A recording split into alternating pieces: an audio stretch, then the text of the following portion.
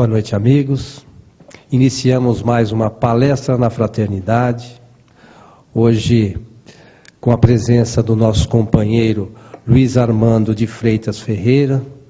Ele é um trabalhador da Casa do Caminho aqui de São Paulo. A nossa casa também fica na cidade de São Paulo, aqui nas proximidades da Vila Prudente. E temos todas as atividades que as casas espíritas em todo o Brasil têm.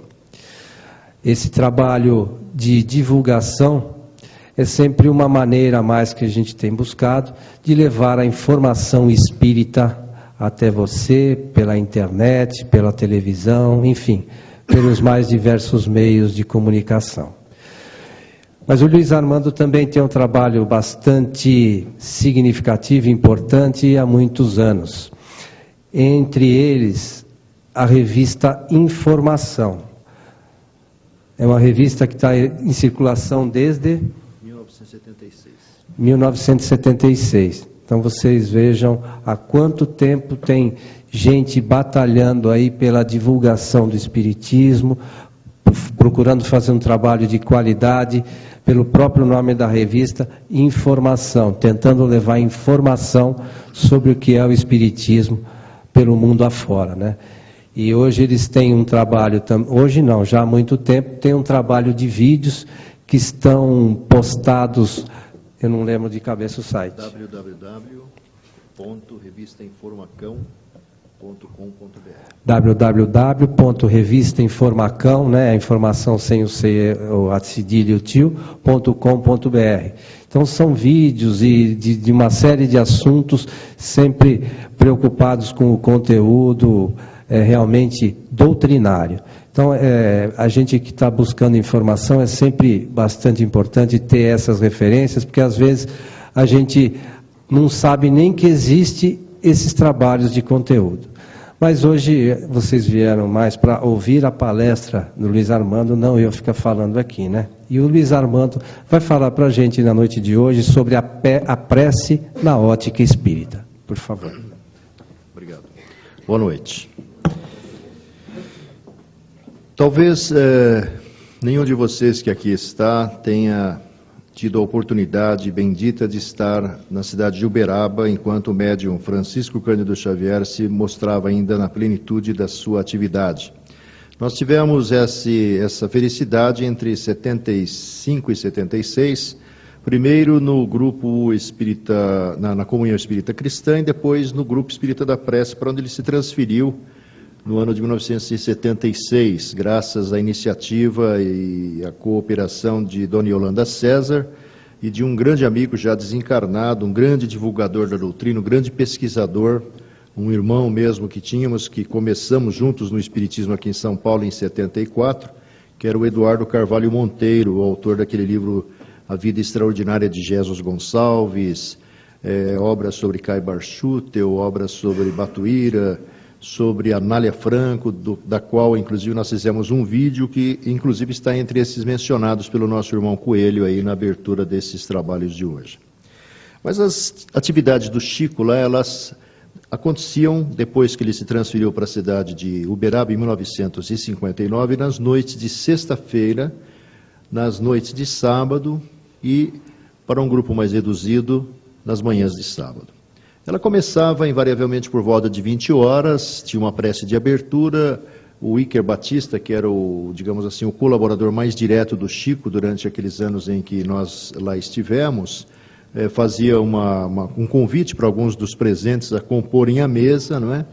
Enquanto o Chico na cabeceira se preparava para ir para uma sala que tinha atrás da cabeceira, onde mais ou menos das 8h15 até 22 horas, 22 e pouco, ele ficava a receber orientações do Dr. Bezerra de Menezes, psicografadas em folhas de papel, em cuja cabeceira existia apenas o nome e a idade da pessoa que buscava algum tipo de orientação. Depois ele retornava para o salão principal e punha-se a psicografar mensagens.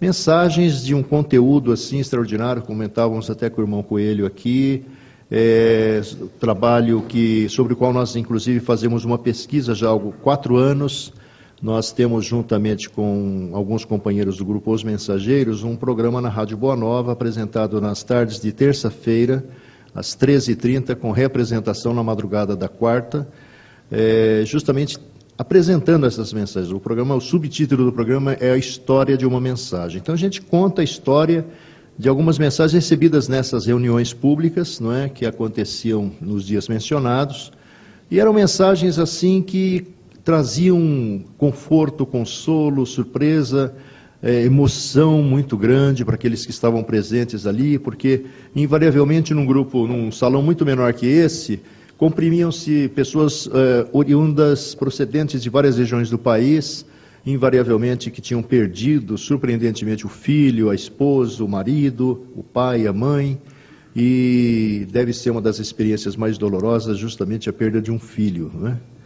Todas as experiências são difíceis, mas perder um filho deve doer demais. A gente tem constatado isso nas mensagens, e essas mensagens, elas são o testemunho, são o documento de que a vida realmente continua. Como comentávamos aqui com o irmão Coelho, André Luiz, que surge na história do trabalho de Chico em 1941, para começar a publicar os primeiros livros em 43, começo de 44, né?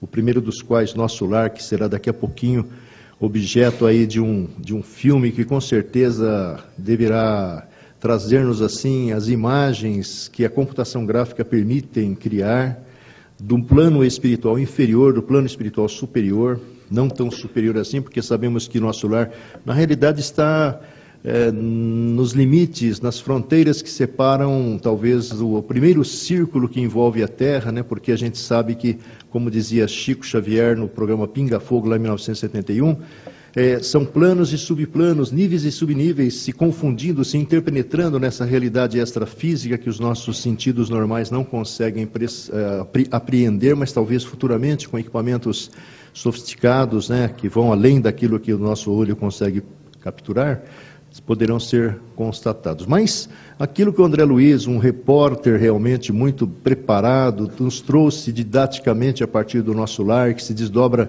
nas diferentes obras, realmente já permitem os nossos homens de cinema, os homens de sensibilidade, traduzir em imagens, usando esses recursos da informática que aí estão, com certeza nos dando uma ideia mais precisa do que nos aguarda daqui a pouquinho, porque a única certeza que a gente tem da vida é que a gente vai morrer mesmo, né? Não tem o que possa nos enganar.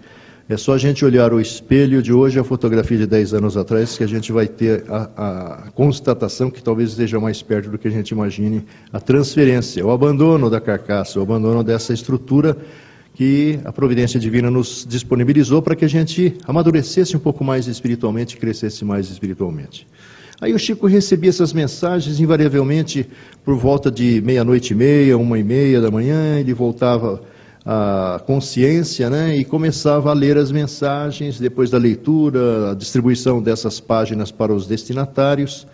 Invariavelmente todos se dispersavam, alguns frustrados porque não tinha vindo lá a mensagem do familiar, outros uma emoção incontida, pessoas desmaiavam às vezes ao ouvir a menção do nome do filho, o nome da esposa, o nome do marido, né? Eram momentos de grande consternação, de grande emoção. Aí, invariavelmente, o Chico convidava algumas pessoas, porque o Chico realmente tinha um gás incrível, né? Em 77, 76, 75, ainda ele estava no auge da sua forma física, e nós estamos preparando, inclusive, fazendo uma pesquisa. A gente já fez um vídeo sobre o Chico que está lá na internet, um vídeo muito multiplicado por outros sites espíritas, e nós agora estamos fazendo um trabalho para um seminário que nós vamos apresentar lá na casa em novembro, para encerrar os seminários que a casa mantém anualmente, e no dia 18 de setembro, na Feira do Livro Espírita da casa, nós vamos apresentar uma palestra sobre o Chico. Então, nós já tínhamos lido tudo, mas estamos revendo muita coisa e buscando aspectos realmente interessantes, além daqueles que o cinema conseguiu retratar, talvez não na cronologia correta, né? Porque quem conhece a história sabe que nem sempre aquilo que lá está marcado no tempo exato. Quem escreveu o roteiro pecou um pouquinho, talvez, por isso. E a gente tem encontrado coisas incríveis, né, a respeito da trajetória do Chico. Uma das quais que desde lá de Pedro Leopoldo ele dormia muito pouco. invariavelmente, depois dos trabalhos de atendimento ao público e atendimento à espiritualidade, ele reunia algumas pessoas, invariavelmente muito próximas, para conversar. E contam alguns amigos que, em certa ocasião, estavam eles reunidos com o Chico lá na sua casa, a essa altura já no Grupo Espírita da Prece, né? A casa dele ficava nos fundos dessa instituição, e conversava-se a respeito da prece.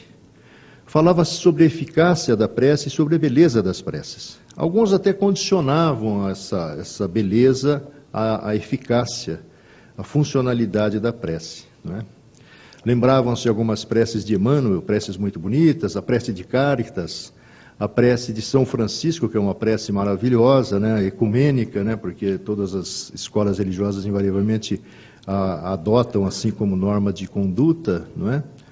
Alguém lembrou da prece do José Silvério Horta, um padre, entre os muitos padres que se manifestaram através de Chico, né, em que ele faz uma adaptação do Pai Nosso maravilhosa, diz mais ou menos assim: Pai nosso que estais nos céus, na luz dos sóis infinitos, Pai de todos os aflitos nesse mundo de escarcéus, santificado seja o vosso nome sublime, que em todo o universo exprime a paz, a concórdia e o amor.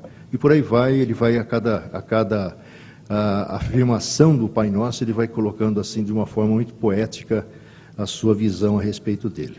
E aí perguntaram para o Chico: e você, Chico, o que acha? E o Chico falou: olha, a prece mais eficaz e mais bonita é a prece que vem do coração. Às vezes basta um socorro, meu Deus, e antes que essa palavra reverbere nos planos superiores, o socorro já chegou àquele que está pedindo. Então, a prece é realmente um mecanismo muito pouco conhecido, muito pouco utilizado por nós, e o Espiritismo veio trazer uma contribuição bastante substancial a respeito do que é a prece, do sentido da prece, da formulação da prece, do mecanismo da prece. Se nós formos lá pesquisar o Livro dos Espíritos, nós vamos encontrar na terceira parte do Livro dos Espíritos, quem não sabe, o Livro dos Espíritos é dividido em 4 partes, né? As causas primárias, que começa lá com a extraordinária definição do que é Deus, a inteligência suprema do universo, causa primária de todas as coisas. O mundo espírita ou dos espíritos, a segundo livro, a segunda parte, as leis morais, a terceira, e esperanças e consolações, a quarta. São 1019, 1018 perguntas, dependendo da tradução, que contém, assim, informações as mais importantes, atuais para todos nós. No terceiro livro, que é as leis morais, o Kardec busca ouvir a espiritualidade a respeito da lei natural. O que é lei natural? Né? É aquela justamente que regula tudo que nos aproxima de Deus. E ele indaga da espiritualidade se seria válida uma abordagem, uma atualização das leis morais, com base inclusive naquela divisão do Moisés. Porque os estudiosos da filosofia, que é o estudo da vida, dizem que justamente a idade da razão, a era da razão, começa lá com Moisés, há mais ou menos uns 3.500 anos atrás, uns 1.500 anos antes de Jesus. A primeira revelação, segundo diz o capítulo 1 do Evangelho segundo o Espiritismo. A segunda revelação vem através de Jesus, e a terceira revelação é aquela prenunciada por Jesus no seu sermão profético, no Evangelho de João, que provavelmente, segundo acreditamos nós, pelo menos, nasce com o Espiritismo, não é? Uma revelação que vem sendo enriquecida, vem sendo ampliada à medida que o tempo vai passando, à medida que todos aqueles trabalhadores da última hora vão desembarcando aqui na nossa dimensão para dar a sua contribuição no campo justamente do aprofundamento do conhecimento e na expansão das ideias. E ali no Livro dos Espíritos, a primeira das leis morais, que são 10, né? A primeira é a lei da adoração. A relação nossa com Deus, a nossa visão com Deus, como é que nós lidamos com Ele, como é que nós aceitamos ou não a Sua presença, a Sua existência. E a forma reconhecida e apresentada pelo Espírito da Verdade para o Kardec para nós nos comunicarmos com Deus é justamente a prece. São 8 questões, da 588 a 666, 598 a 666. São perguntas que nos trazem algum conteúdo, não é? Mais à frente, nós vamos encontrar maiores referências a respeito da prece nos capítulos 26, 27 e 28 do livro O Evangelho segundo o Espiritismo, publicado 6 anos depois do Livro dos Espíritos, uma obra nascida em abril de 1864. Ali, o primeiro desses capítulos é o pedir, aliás, dai de graça o que de graça recebesse, que vai falar inclusive sobre a questão da prece paga. Se a prece que nós encomendamos para alguém e remuneramos alguém para fazer por nós, imaginando que esse alguém vai nos colocar em contato com seres angélicos ou seres que podem resolver os problemas, se isso tem validade. O dai de graça o que de graça recebestes vem lá de Jesus e é o que realmente deve ser levado em consideração por nós. O capítulo seguinte, pedi e obtereis, também fundamentado nas informações de Jesus, também nos mostra que a prece é um mecanismo de transmissão do pensamento que nos coloca em contato com a realidade extrafísica. Hoje nós sabemos que, com todos os avanços, que infelizmente não são tão propalados e tão divulgados assim, mas existem experiências no mundo que mostram que o pensamento é uma força viva e atuante. Hoje existem equipamentos, a gente viu outro dia na televisão, achei bastante interessante isso, num programa de ciências, que o homem conseguiu desenvolver já, no Japão começou, e aqui no Brasil, um brasileiro, lá do Nordeste do Brasil, mostrando que o talento, que a criatividade, que o conhecimento não está apenas presente nos grandes centros, mas às vezes em universidades públicas distantes, consegue-se muita coisa. Então, os japoneses, eles desenvolveram uma espécie de um capacete com algumas anteninhas, alguns sensores, que conseguem, com a força do pensamento, fazer com que uma mão mecânica se movimente. Consegue fazer com que a força do pensamento, mensagens sejam escritas no teclado do computador sem que a mão do cara seja utilizada. Apenas com aquela força que sai das ondas cerebrais. Hoje se sabe que as ondas cerebrais, inclusive, elas têm uns mecanismos de medida, né, utilizados através dos eletroencefalógrafos. Sabe-se que 14 ciclos por segundo dos seus pensamentos, dos seus impulsos nervosos irradiados através do seu sistema nervoso, 14 ciclos por segundo te colocam nesse estado em que nós nos encontramos, o estado de vigília. São as ondas alfa. Abaixo de 14, nós temos de 7 a 14, são as ondas beta. É aquele estado de sonolência que você não está nem dormindo, nem muito acordado. Abaixo disso, você já está entrando no sono profundo. Abaixo de 7 a 4, você está nas ondas teta. É o sono mais ou menos profundo. E o sono profundo mesmo vem abaixo de 4, que é as ondas teta. Delta, aliás.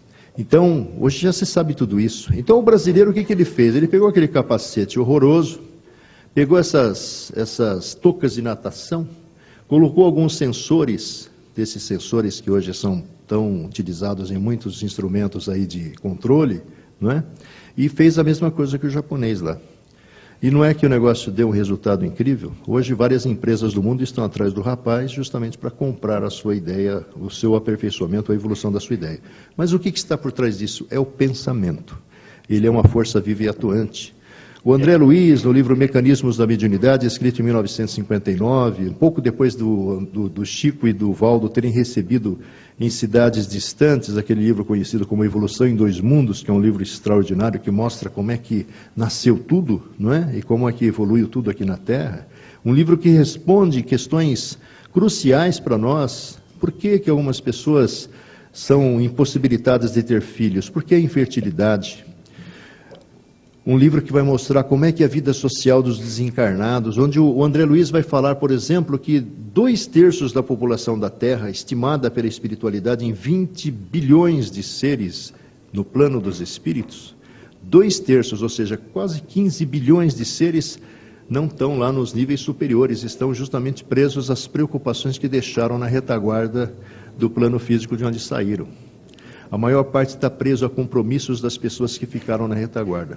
O 1/3 que sobra é que está muitas vezes trabalhando pelo restante no sentido de impulsionar a evolução espiritual e coletiva da Terra. Mas aí o que acontece lá no livro dos Espíritos, no livro Evangelho segundo o Espiritismo, além do pedir e obtereis, nós temos no capítulo 28 uma quantidade enorme de sugestões de Kardec sobre como formularmos preces. Prece pelos que desencarnaram, prece pelos que nasceram, prece pelos obsessores, prece por termos escapado de um perigo. São várias formas de prece que não são fórmulas para nós decorarmos, mas mostram que todas elas têm uma utilidade muito grande na vida de todos nós. Mas aí, aparentemente, está apenas o teórico, né? Nós avançamos para o século XX. No século XX, nós vamos encontrar, especificamente através da substancial e rica contribuição de Chico Xavier, nós não temos nem noção de como é rica essa contribuição, como dizia o nosso irmão, é um veio de ouro ainda a ser explorado pelas criaturas. A primeira grande contribuição é um livro quase que desapercebido, mas é tão rico de informações. O título dele é Cartas de uma Morta. Ele foi escrito, a sua, digamos assim, versão original em 1935. A mãe de Chico Xavier, Dona Maria João de Deus, que hoje já se sabe, quem leu há 2000 anos deve ter lembrança da Ana. A Ana era aquela escrava que trabalhava na casa do Públio Lentulus e da sua esposa, a Lívia, não é? E a Ana foi a pessoa que levou a Lívia para o cristianismo. Ela que, na realidade, na tentativa talvez de aplacar as grandes angústias da Lívia por causa da doença da Flávia, sugere a ela procurar Jesus. E a Lívia depois sugere a Públio Lentulus procurar Jesus. Lá no capítulo 5 do Há 2000 anos, nós temos uma descrição incrível desse encontro mágico que marcou tanto Emmanuel, que ele, em todas as aparições para aqueles que o visualizavam, médiuns de hoje, sempre se fazia notar como o senador Públio Lentulus. Não porque ele queria dar a ideia da sua superioridade, mas porque foi talvez o momento crucial da sua existência, porque ele esteve em Cafarnaum, às margens do lago de Genezaré, frente a frente com Jesus. E não precisou articular palavra, até porque, a exemplo do que acontecia com quem chegava perto do Chico, não sei, mas quem chegava perto de Chico Xavier, depois aí de Uberaba, não tinha quem não se emocionasse, quem de uma certa forma se descompusesse emocionalmente. Tal era a irradiação de amor que emanava daquele cara. Era uma coisa impressionante. Até um cidadão que foi se aproximar dele para matá-lo, na hora que chegou, na realidade desistiu do seu intento. Uma pessoa evidentemente perturbada. E ele comentou no ouvido do Chico, cochichou no ouvido do Chico, chorando, porque todos realmente se emocionavam muito, e o Chico simplesmente disse alguma coisa para ele e se afastou. Depois, alguém perguntou para o Chico, mas o que aconteceu com aquele senhor? Ele veio para me matar. E o que você disse a ele, Chico? Seja feita a vontade de Deus. E o homem se afastou, não é? Então o Chico realmente era, talvez não tanto, mas tinha um magnetismo que irradiava dele muito grande, tanto quanto Jesus. E é o que acontece lá no capítulo 5 do livro Há 2000 anos. Emmanuel não consegue pronunciar nenhuma palavra, mas Jesus como que penetra no seu pensamento e no seu coração e fala-lhe a respeito do seu problema naquele momento. Fala a respeito talvez da inutilidade, até certo ponto, daquele encontro, porque nada ia acontecer.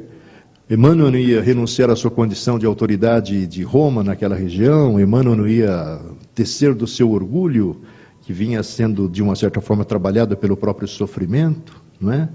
E nada aconteceria. Então, esse momento é realmente mágico, e por isso que Emmanuel se fazia notar daquela forma, porque aquilo lá foi determinante. Não naquele momento, porque Emmanuel vai morrer daí a alguns anos, no ano 70 da era cristã, em Pompeia, não é? Hoje, Nápoles, naquele grande vulcão que explode ali e soterra a cidade que já tinha sido soterrada e continua na iminência de ser soterrada a qualquer momento se o vulcão Vesúvio entrar em erupção, não é?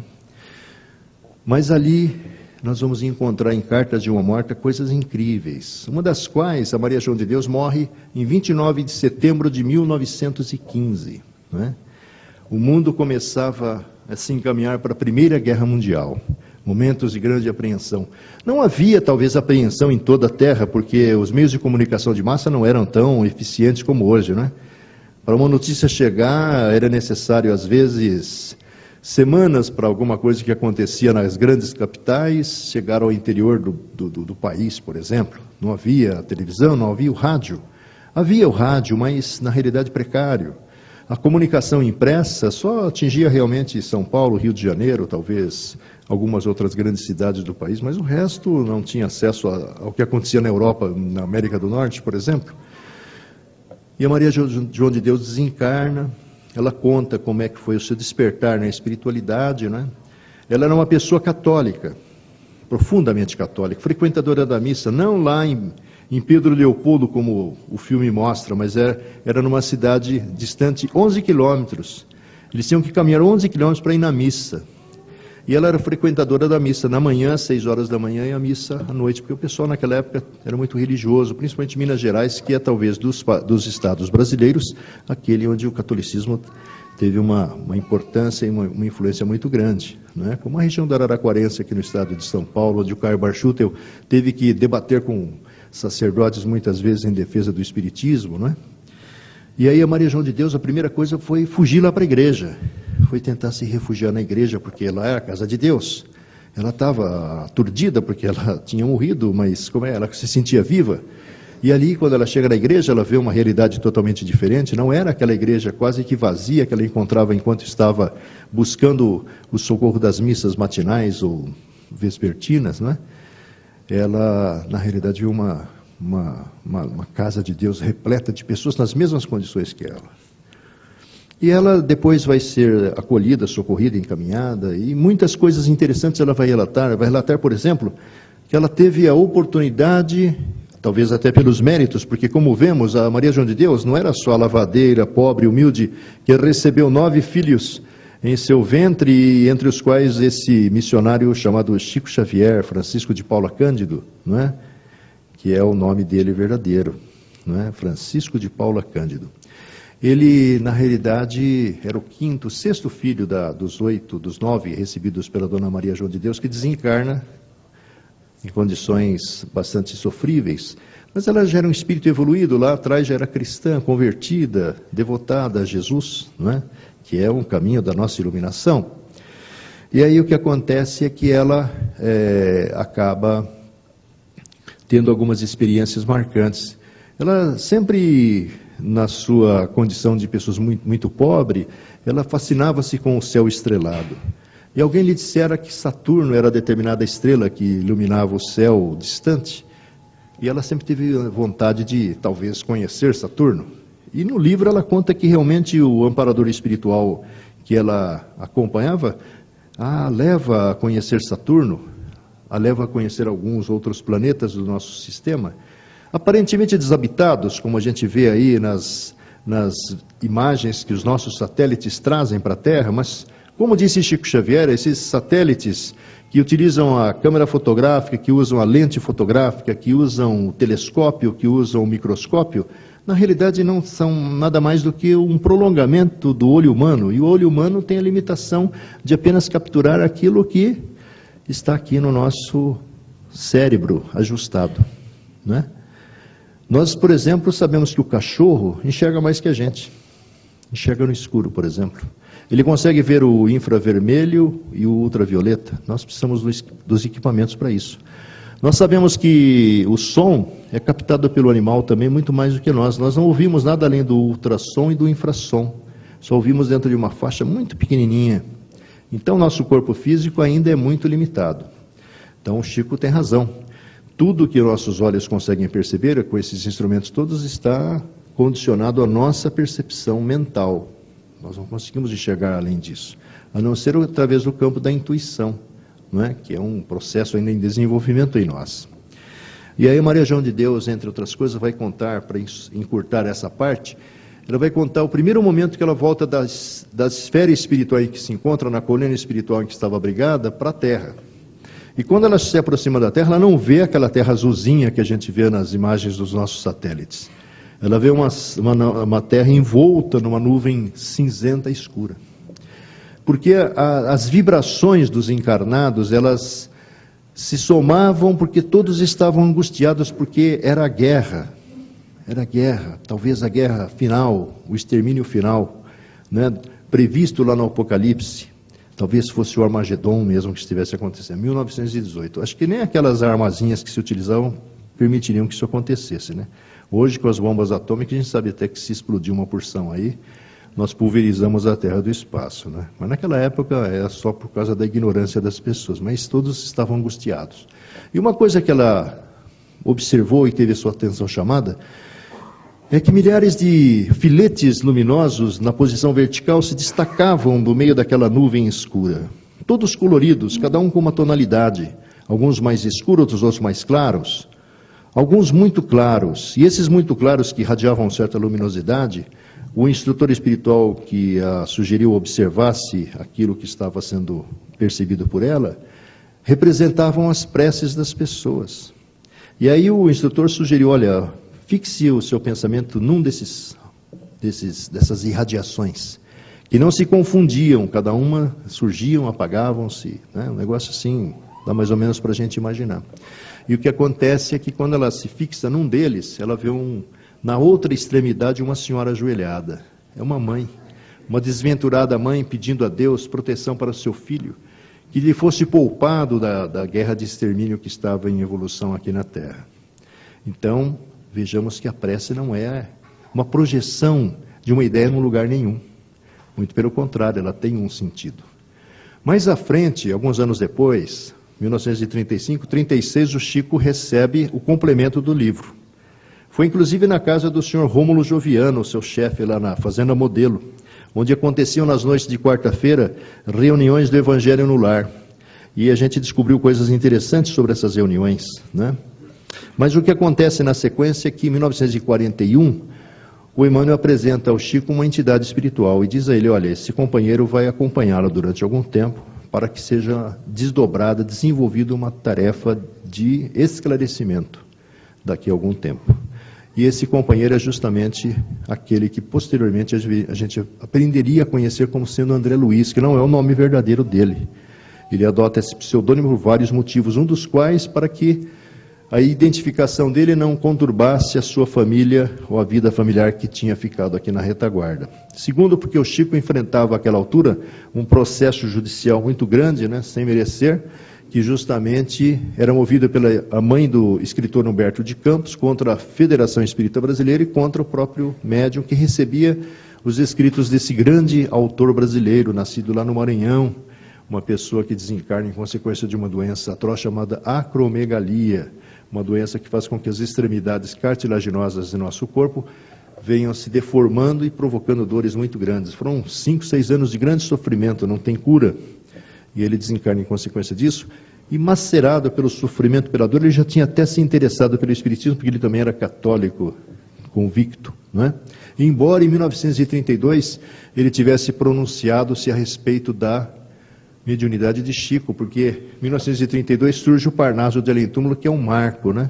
56 poetas deram a sua contribuição, e ali estavam registrados o nome de Olavo Bilac, Castro Alves, Casimiro Cunha, Guerra Junqueiro, Augusto dos Anjos, e os estilos eram os estilos dos autores. Então aquele caipira lá de Pedro Leopoldo, um cidadão muito humilde, não podia ter imitado aqueles estilos, era realmente alguma coisa estranha que estava por trás disso.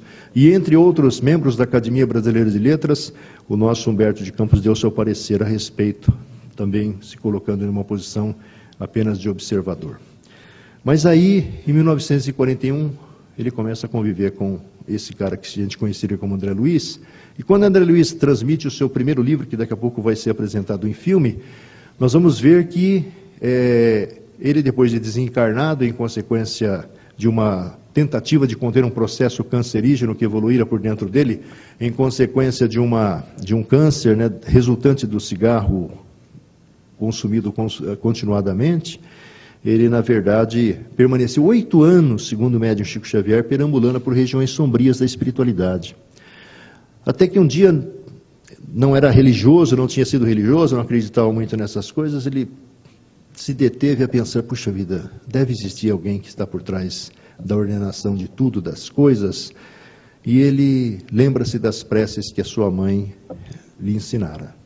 E, caído no chão, com fome, com sede, sentindo frio, as mesmas sensações que tinha enquanto vivo, embora se sentisse numa realidade, parecia um pesadelo sem fim, ele faz uma prece. Não sabe quanto tempo, pelo que ele descreve lá no capítulo 3 ou 2 do livro Nosso Lar, mas De repente, a névoa que estava diante dele se dilui e ele vê um cidadão simpaticíssimo, chamado Clarencio, que estava ali esperando justamente a mudança da atitude mental dele, que foi justamente através da prece, porque a prece realmente muda o nosso ciclo de pensamentos.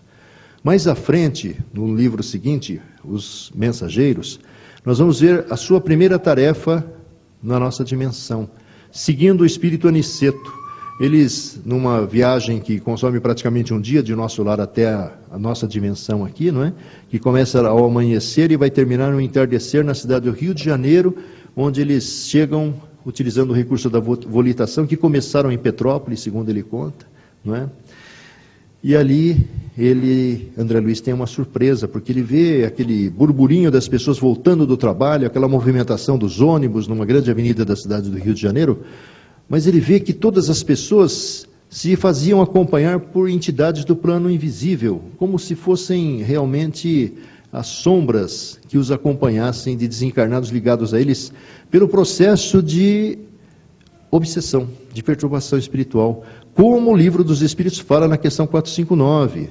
O Livro dos Espíritos, quando Kardec indaga, olha, os espíritos veem o que nós pensamos e fazemos, o Espírito da Verdade diz, sim, muito mais do que imaginais, invariavelmente são eles que vos conduzem. Questão 459.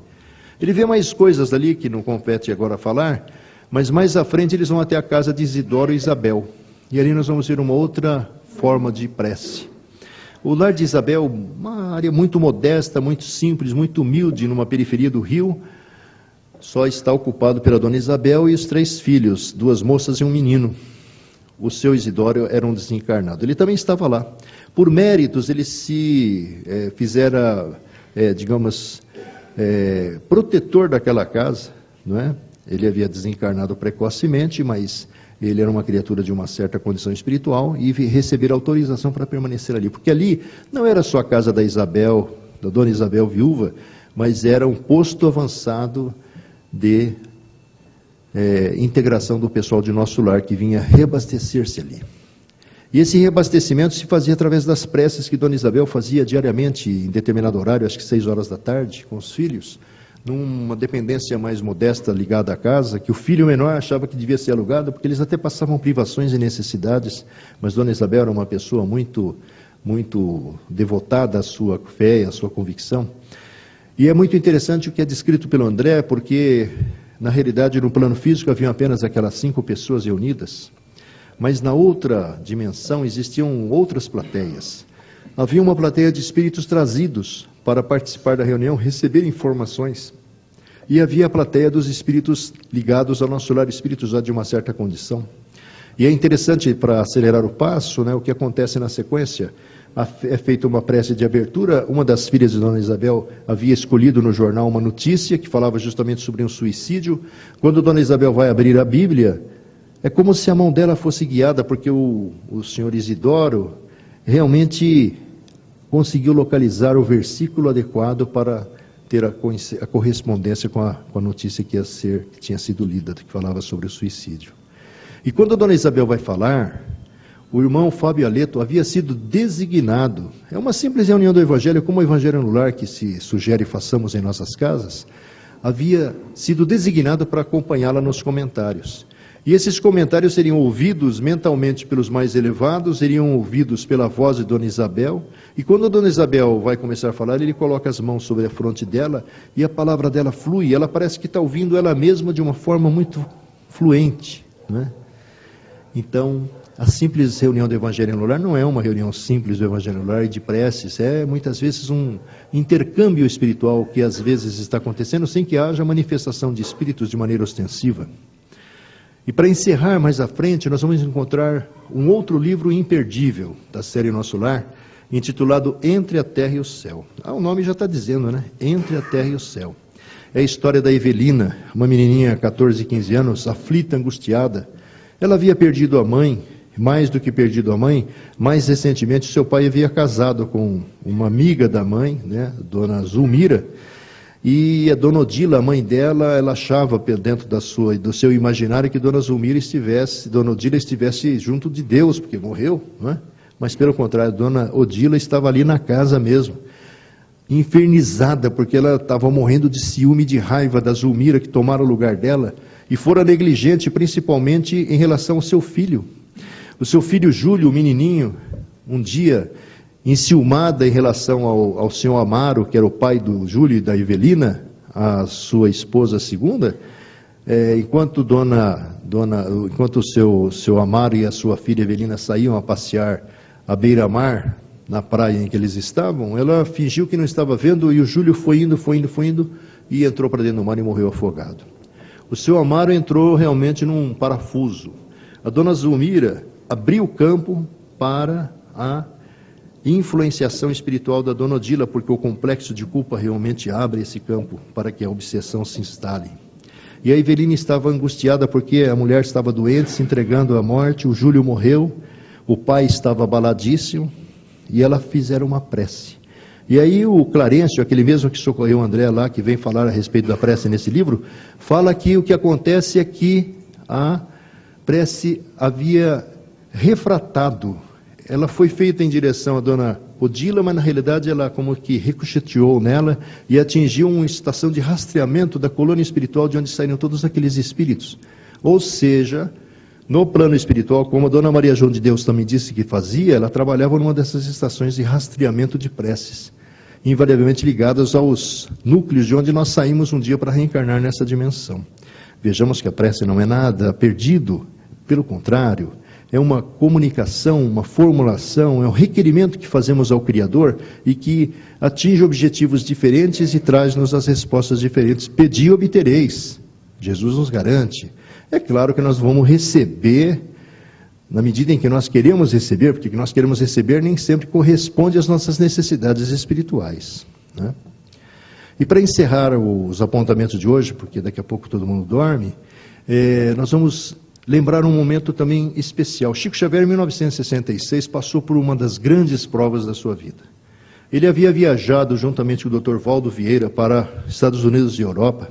Estava àquela altura da sua caminhada na cidade de Paris. Um acontecimento que ele jamais poderia supor que pudesse se dar nessa dimensão, né? Porque o Emmanuel, um dia lá atrás, tinha dito para ele que um determinado processo que se realmente esclareceu naquele dia, haveria de ser elucidado no dia em que ele estivesse nas escadarias do Louvre, em Paris. O Chico, quando ouviu aquilo do Emmanuel, falou: puxa vida, eu aqui, um modesto funcionário público, o que eu vou fazer em Paris? Quando? Só se for desencarnado em desdobramento espiritual. E não é que em 1965, alguns companheiros lá dos Estados Unidos financiaram uma viagem dos dois médiuns pelos Estados Unidos para fundarem algumas instituições espíritas para o lançamento de um livro espírita, que é o livro Ideal Espírita, um livrinho publicado hoje pela SEC, e depois eles foram para Londres, conhecer lá o movimento espírita de Londres, estiveram em Portugal, Espanha, Itália, e estiveram na França. Em 66 repetiram a dose. E o que acontece é que, justamente lá em Paris, já no fim da viagem, o Dr. Valdo Vieira comunica ao Chico que vai deixá-lo, vai para o Japão para fazer um curso de especialização, porque ele era médico e dentista ao mesmo tempo. E, na realidade, a história era bem outra. E largou o Chico falando sozinho, né? O Chico entrou realmente assim numa perturbação muito grande, porque estava sozinho, não sabia falar francês, mal falava o inglês, que ele tinha aprendido com o próprio Valdo, né, a essa altura. Mas o socorro veio, ele voltou para o Brasil, mas ficou muito desolado, até porque a convivência com o Valdo desde 1959, de maneira mais intensa, era muito promissora em relação à continuidade, porque o Chico sempre se fez perseguido pela ideia de que ele ia morrer cedo, não é? Na realidade, isso era uma apreensão dele. Isso não aconteceu, morreu com 92 anos, né? E aí, em outubro daquele ano, um grande amigo, professor Clóvis Tavares, da cidade de Campos, um grande professor de Direito Internacional, um homem que ele conheceu justamente no dia 12 de junho de 1936, na sede da Federação Espírita Brasileira. Chico Xavier, poucas pessoas sabem, mas em 1936 tinha estado no Rio a serviço do Ministério da Agricultura, a cuja fazenda modelo estava ligado, né? E lá ele acabou sendo absorvido pelos espíritas, que estavam impressionados com aquele jovenzinho, àquela altura, 1936, tinha 26 anos. e todos queriam conhecer Chico Xavier, e levaram ele para a Federação Espírita Brasileira, na Avenida Passos.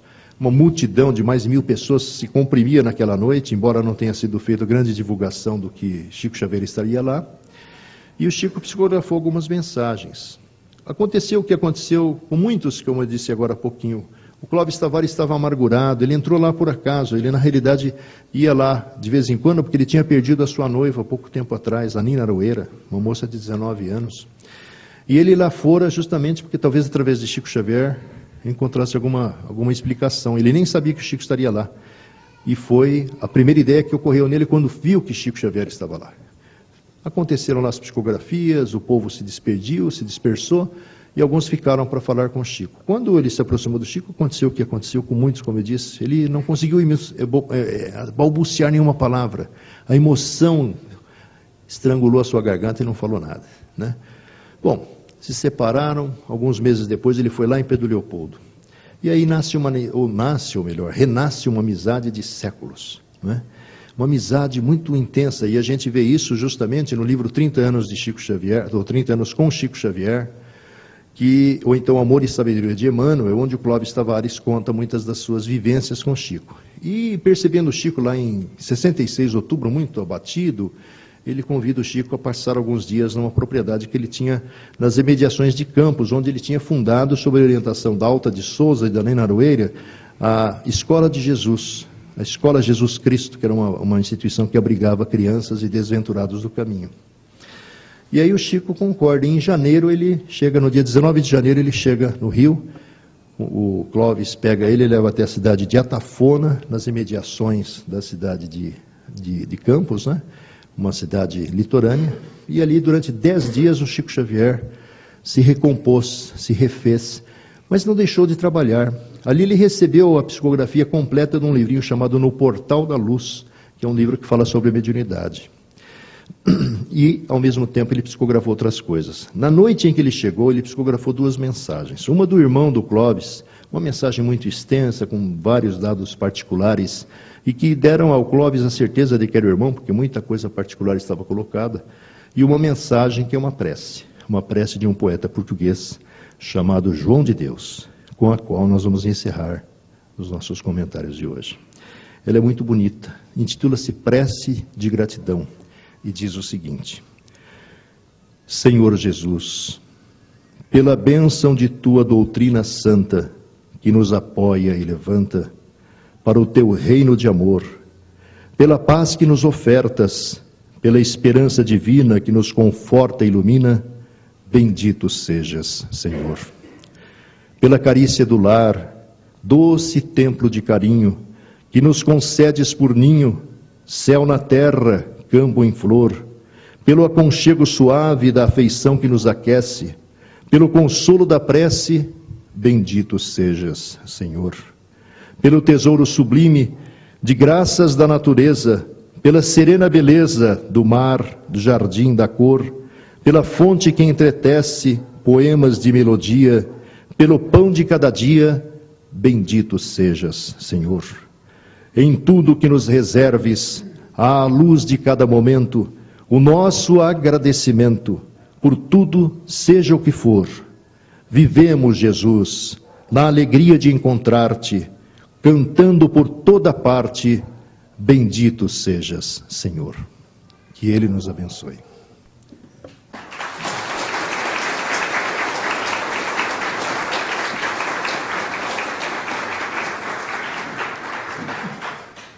Nossos agradecimentos ao nosso companheiro Luiz Armando. E como a gente pôde ouvir do nosso amigo, muita experiência, muito conhecimento com relação à doutrina. E acho que a gente, além de todo o conteúdo que ele nos trouxe, a gente pode notar que a doutrina espírita é muito rica e pode nos trazer muito esclarecimento para muitas questões que a gente busca, muitas angústias que a gente tem. O Espiritismo tem as informações, mas a gente precisa buscar, né? Não é a gente ficar esperando em casa as coisas acontecerem, elas não vão acontecer. É importante que a gente se movimente, que a gente corra atrás, que as coisas se esclarecerão. Os porquês das nossas dificuldades, que todos temos, tudo isso a gente vai ter esclarecido e, de forma bastante tranquila e serena, a gente continuará a nossa caminhada com uma visão diferente da vida.